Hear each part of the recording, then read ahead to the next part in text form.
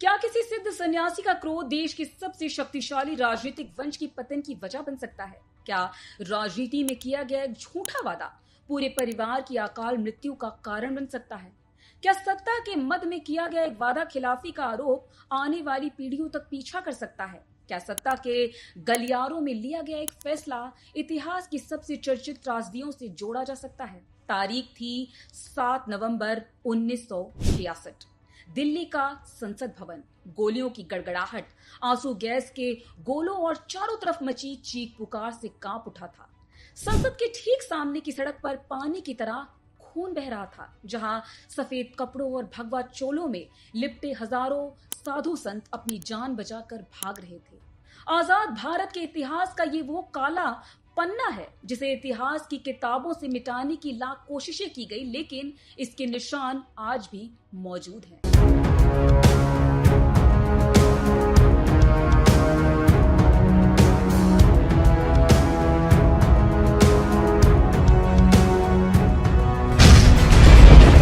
नमस्कार, मैं हूं सुनीता और आप देख रहे हैं दी लोकसभा की खास पेशकश सियासी किस्सा। ये कहानी है भारत की पहली महिला प्रधानमंत्री इंदिरा गांधी, सनातन धर्म के महान दूरदर्शी स्वामी करपात्री जी महाराज और संसद के बाहर हुए उस भयानक नरसंहार की, जिसने भारतीय राजनीति की तकदीर को हमेशा के लिए बदल दिया। आज की इस वीडियो में हम इतिहास की परतों को खोलेंगे और जानेंगे कि आखिर उस दिन क्या हुआ था और कैसे करपात्री महाराज का वो एक भयानक श्राप गांधी परिवार के लिए काल बन गया। इस वीडियो को आखिर तक जरूर देखिएगा, क्योंकि आज जो खुलासे होने वाले हैं वो आपके रोंगटे खड़े कर देंगे।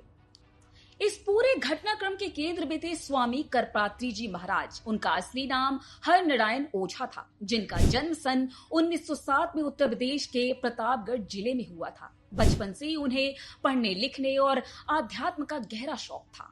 मात्र 9 वर्ष की छोटी सी उम्र में उनकी शादी कर दी गई थी।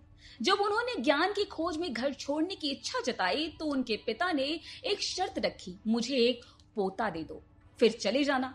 नेते का खेल देखिए, उनके घर पोता तो नहीं पर एक पोती ने जन्म लिया और इसके बाद महज 19 वर्ष की आयु में वे सांसारिक जीवन को त्याग कर सत्य की खोज में निकल पड़े। दीक्षा के बाद उनका नाम हरिंद्रनाथ सरस्वती पड़ा, लेकिन वो पूरी दुनिया में करपात्री जी के नाम से प्रसिद्ध हुए। कर यानी हाथ और पात्र यानी बर्तन। उन्होंने अपने जीवन में प्रतिज्ञा ली थी कि वो कभी किसी बर्तन में भोजन नहीं करेंगे, सिर्फ अपनी हथेलियों को ही पात्र बनाकर भोजन और जल ग्रहण करेंगे।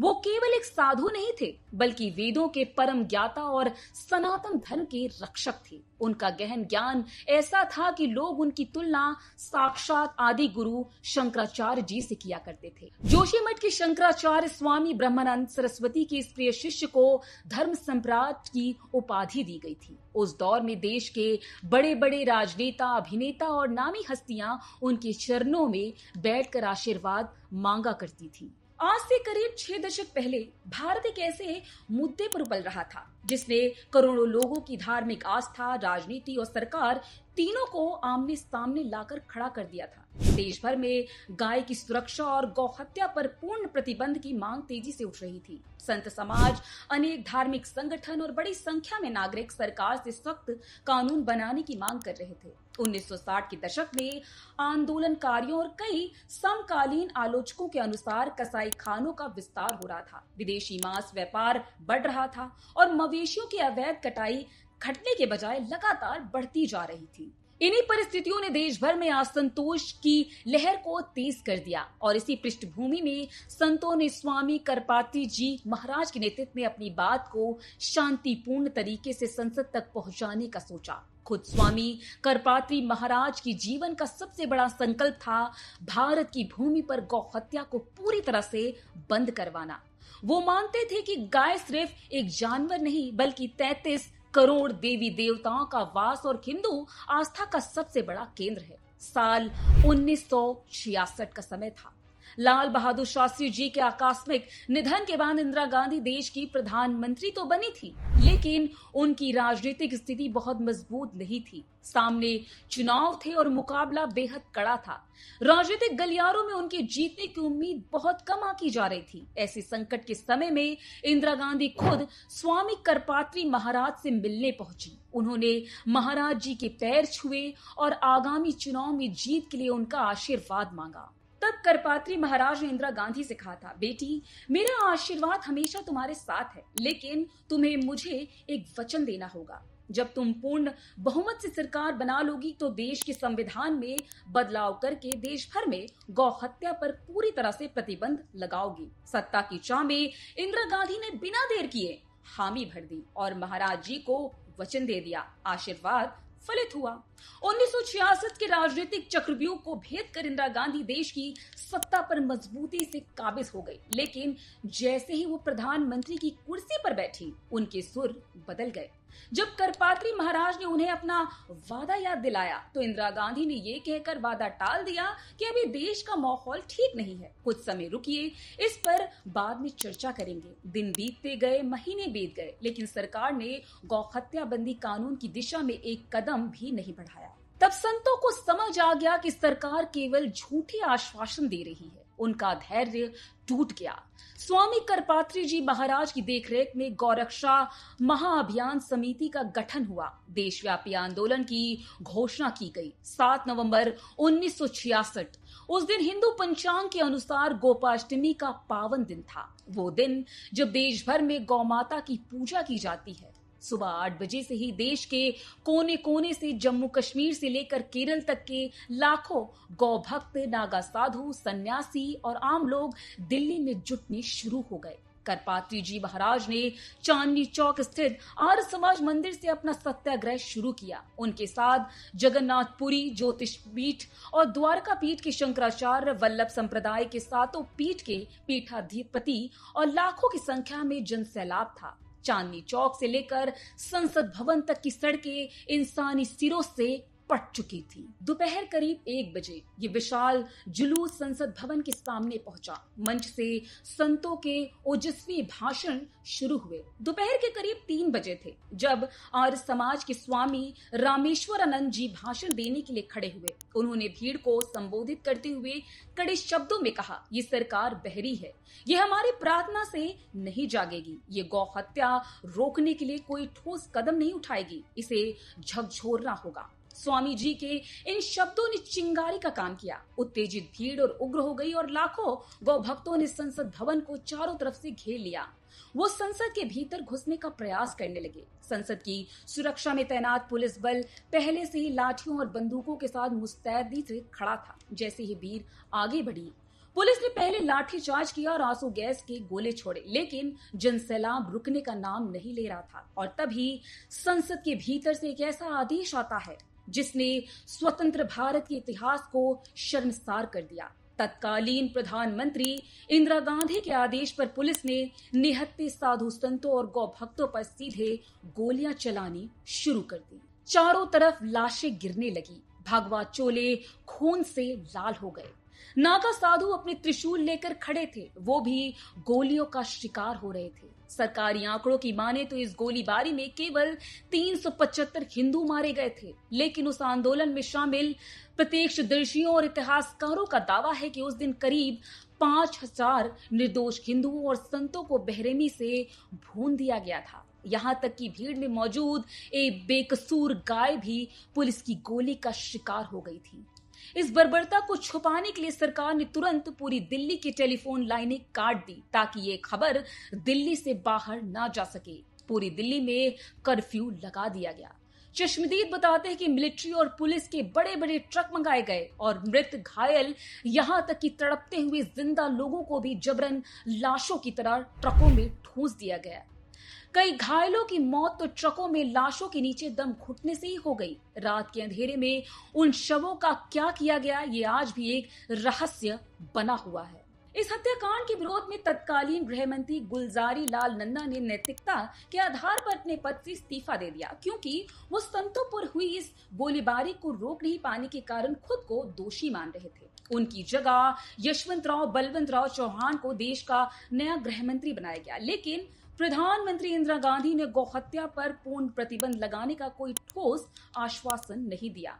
इस असंवेदनशीलता ने कई संतों को अनशन पर बैठने को विवश किया। अनेक साधु महीनों तक अन्न जल त्याग कर बैठे रहे। इसी अनशन पर बैठे हुए स्वामी कृपात्रेय जी महाराज के शिष्य संत दिगंबर दास जी महाराज के मृत्यु 166 दिनों के अनशन के बाद ही हो गई। इधर पूरी पीठाधीश शंकराचार्य स्वामी निरंजन देव तीर्थ जी ने भी लंबा अनशन किया। अब इस अनशन का और साथ ही सात संतों पर गोली चलाने का प्रभाव ये पड़ा कि समाज में असंतोष फैलने लगा था। तब इंदिरा गांधी जी ने एक राजनीतिक चाल चली। उन्होंने संतों को और जनता को आश्वासन दिया कि वो गौहत्या पर प्रतिबंध लगाने के लिए इस मुद्दे पर विचार करने के लिए कमेटी का गठन करेंगी और उन्होंने वो समिति बनाई भी। परंतु जैसे ही ये मामला दब गया वैसे ही उस समिति को भी दबा दिया गया और आज तक उस समिति की कोई भी रिपोर्ट प्रकाशित नहीं की गई। गौरक्षा संग्राम के इस रक्त रंजित अध्याय ने राजनीतिक परिदृश्य में भी बदलाव लाया। जनसंघ को और अधिक जनता का समर्थन मिला। आरएसएस की पहचान और गहरी हुई, लेकिन राजनीतिक लाभ उन संतों के बलिदान के सामने फीके थे। उधर शंकराचार्य जी को छोड़कर स्वामी करप्राती जी महाराज सहित लगभग 50,000 साधुओं और नागा साधुओं को गिरफ्तार कर तिहाड़ जेल में डाल दिया गया। जेल की कोठरियां छोटी पड़ गई। नवंबर के महीने में दिल्ली में कड़ाके की ठंड पड़ रही थी। नागा साधु जो कि छतों के नीचे नहीं रहते थे, इसलिए वो जेल के खुले आंगन में ही डेरा जमा कर बैठ गए। ठंड से बचने के लिए साधुओं ने जेल के लकड़ी के सामान को तोड़कर अलाव जलाना शुरू किया। स्थिति बिगड़ती देख नए गृह मंत्री चौहान खुद तिहाड़ जेल पहुंचे और उन्होंने साधुओं को शांत कराया। लगभग 1 महीने बाद संतों को जेल से रिहा किया गया। जेल से निकलने के बाद भी करपात्री महाराज का दिल छलनी था। संसद के बाहर जो वो अपने साथी संतों और उस मासूम गाय को शवों को देख रहे थे, तब उनकी सब्र का बांध टूट गया। उन्होंने अपने हाथ में गंगा जल लिया, आंख बंद की और भरे बाजार में इंदिरा गांधी को एक ऐसा श्राप दिया जिसने सत्ता के सिंहासन की नींव हिला दी। गोरखपुर से छपने वाली प्रसिद्ध धार्मिक पत्रिका कल्याण में भी इस घटना का जिक्र मिलता है।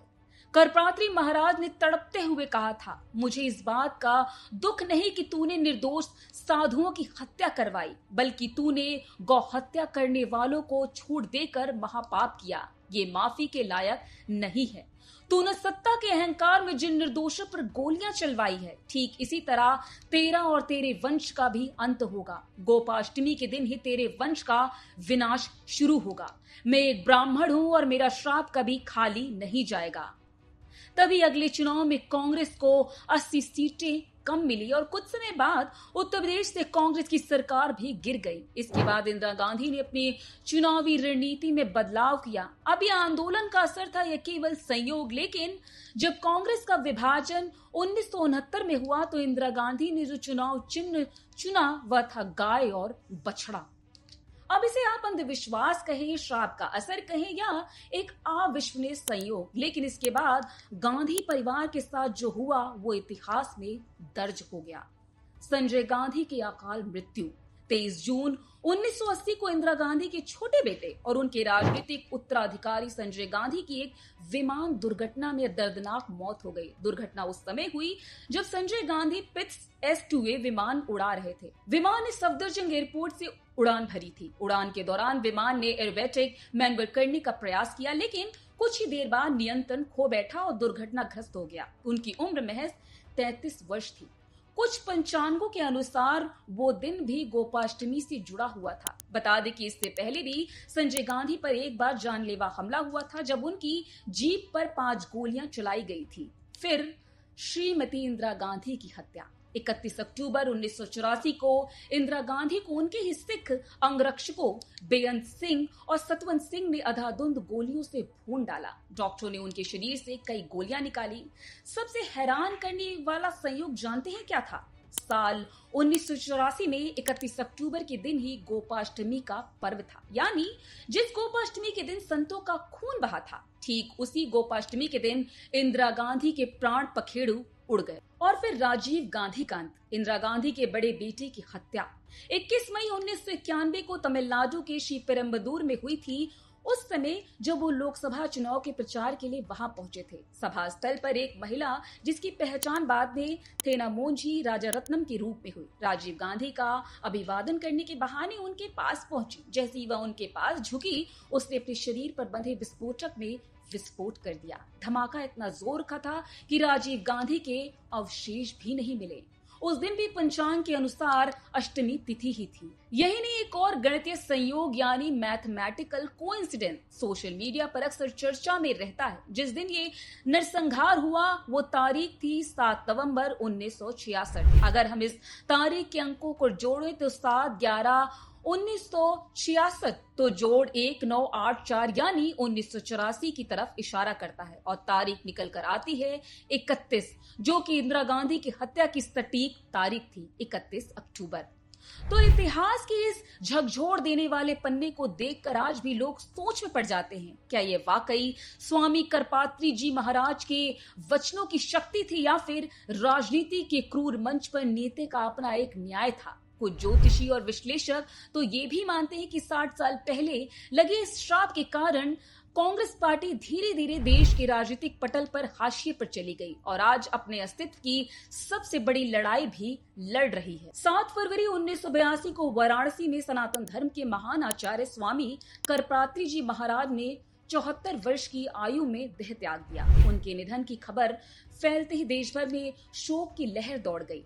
हजारों साधु संत, विद्वान और श्रद्धालु उनके अंतिम दर्शन के लिए पहुंचे। वैदिक मंत्रोच्चार के बीच उनका अंतिम संस्कार किया गया। भले ही उनका शरीर पंचतत्व में विलीन हो गया, लेकिन उनके विचार, उनके ग्रंथ और सनातन धर्म की रक्षा के लिए किया गया उनका संघर्ष आज भी जीवंत माना जाता है। फिर कई वर्षों बाद जब नरेंद्र मोदी देश के प्रधानमंत्री बने, तब इन्होंने महान आचार्य स्वामी करपात्री जी महाराज के सम्मान में डाक टिकट जारी किया। ये सिर्फ एक साधु संत ही नहीं थे, बल्कि इन्होंने देश की आजादी की लड़ाई में भी भाग लिया था। खैर, श्राप और संयोग की इस बहस से अलग एक बात तो साफ है, सत्ता का अहंकार चाहे कितना भी बड़ा क्यों ना हो, जब वो निर्दोषों की चीख और संतों के आंसुओं से टकराता है तो इतिहास बड़े से बड़े साम्राज्यों को मिट्टी में मिला देता है, जैसा कि कांग्रेस पार्टी के साथ हुआ। आप इस पूरे घटनाक्रम को किस नजरिए से देखते हैं? क्या ये वाकई करपात्री महाराज का श्राप था या महज एक इत्तेफाक? नीचे कमेंट बॉक्स में अपनी राय हमें जरूर बताएं। अगर आपको इतिहास की अनसुनी और रहस्य कहानी पसंद आई हो तो इस वीडियो को लाइक करें, अपने दोस्तों के साथ शेयर करें और हमारे चैनल को सब्सक्राइब करना बिल्कुल ना भूलें। मिलते हैं अगले वीडियो में एक और ऐतिहासिक किस्से के साथ। इसके लिए देखते रहिए दी लोकसभा।